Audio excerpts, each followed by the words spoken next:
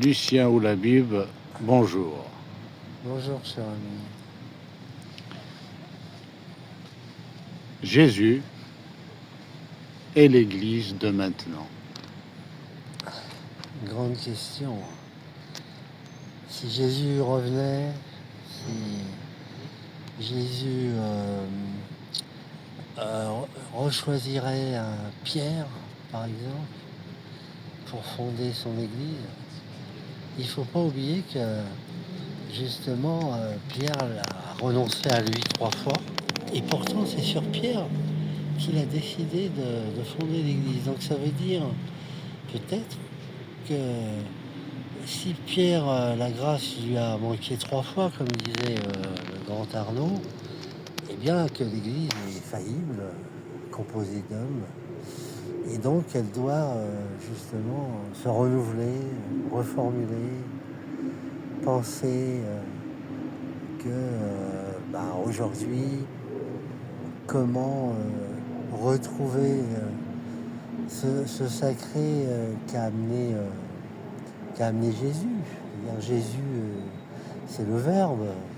Au commencement était le Verbe, c'est-à-dire la direction. Dans une phrase, le Verbe lui donne une direction.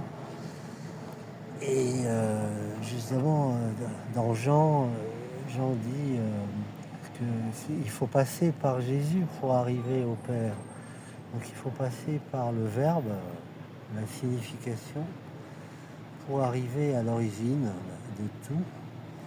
Et en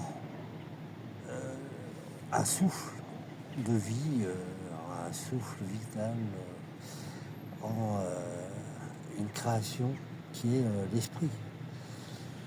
Donc le Père, le Fils et le Saint-Esprit, et Marie, qui est là justement pour apporter la dernière touche, la touche finale, qui est le fait d'engendrer l'ensemble. Et bien tout cela, comment on le revit maintenant?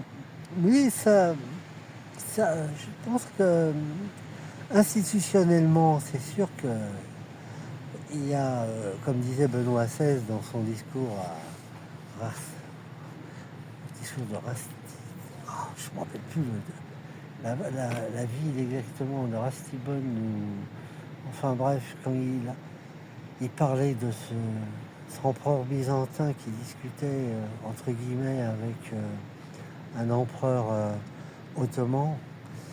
Il y a c'était Rastibonne, c'est ça le discours. C'est qu'il ne faut pas avoir peur en fait de dire les choses sur le fait qu'on a été fait homme et femme.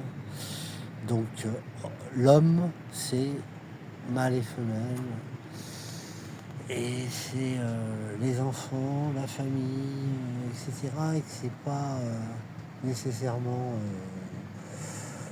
odieux de rappeler cela, et qu'on appartient à un groupe, une nation, tout cela c'est pas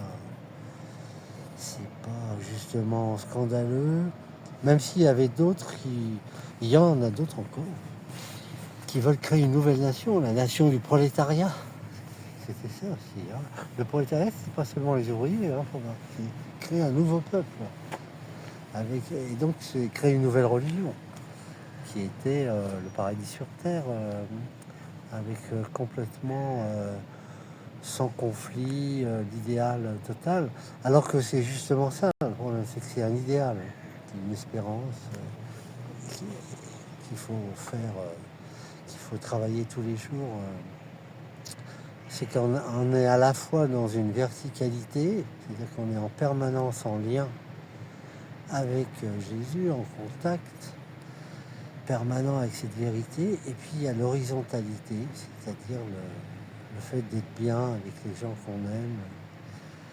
Alors justement, l'Église, elle doit faire attention surtout en Europe, en France, à observer que il n'y a pas que l'Asie, l'Afrique, etc., qu'il faut s'occuper un peu de ce qui se passe aussi en Europe. Et que c'est pas normal, par exemple,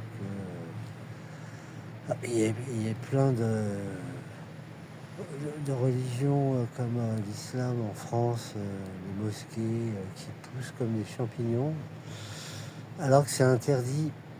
C'est interdit d'en faire en Afrique du Nord, par exemple, sauf si elle est ancienne. Interdit.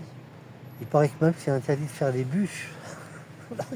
Donc il y a, et on dit rien. Et pour revenir dans le christianisme en Afrique du Nord, il faut mettre 10 ans. Pour être dans une autre religion, il faut 2 secondes. Ça va pas. Et donc il y a des incohérences qui vont nous exploser à la figure, mon cher ami. Et je vous dis joyeux Noël. Dans une semaine. Merci. Et à la prochaine. À la prochaine.